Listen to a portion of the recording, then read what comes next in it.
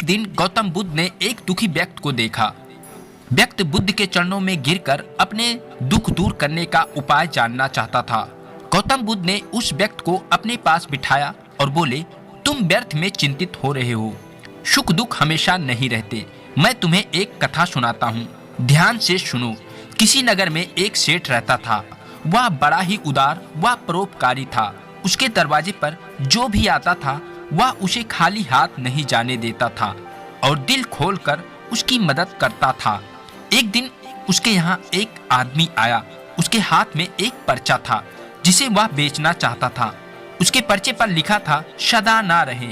इस पर्चे को कौन खरीदता, लेकिन सेठ ने उसे तत्काल खरीद लिया और अपनी पगड़ी के एक छोर में बांध लिया।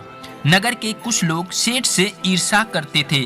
उन्होंने एक दिन राजा के पास जाकर उसकी शिकायत की, जिससे राजा ने सेठ को पकड़वाकर जेल में डलवा दिया।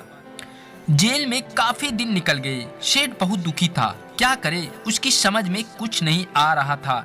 एक दिन सेठ का हाथ पगड़ी के गांठ पर पड़ गया। उसने गांठ को खोला, पर्चा निकाला और उसे पढ़ा। पढ़ते ही उसकी आंखें खुल गई। उसने मन ही मन कहा, अरे तो दुख किस बात की, क्या है? जब सुख के दिन सदा ना रहे तो दुख के दिन भी सदा ना रहेंगे। इस विचार के आते ही वह जोर जोर से हंस पड़ा और बहुत देर तक हंसता रहा। जब चौकीदार ने उसकी हंसी सुनी तो उसको लगा सेठ मारे दुख के पागल हो गया है। उसने राजा को खबर दी। राजा आया और उसने सेठ से पूछा, क्या बात है? सेठ ने राजा को सारी बात बता दी। उसने कहा, राजन, आदमी दुखी क्यों होता है? सुख दुख के दिन तो सदा बोलते ही रहते हैं। सुख और दुख जीवन के दो पहलू हैं।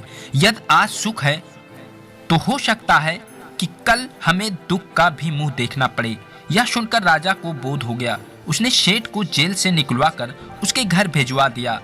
सेठ आनंद से रहने लगा, क्योंकि उसे ज्ञात हो गया था कि सुख के साथ साथ दुख के दिन भी सदा नहीं रहते। बुद्ध के मुंह से यह कथा सुनकर उस व्यक्ति के मन का बोझ हल्का हो गया। उसने गौतम बुद्ध का आशीर्वाद लिया और अपनी घर की ओर चल पड़ा।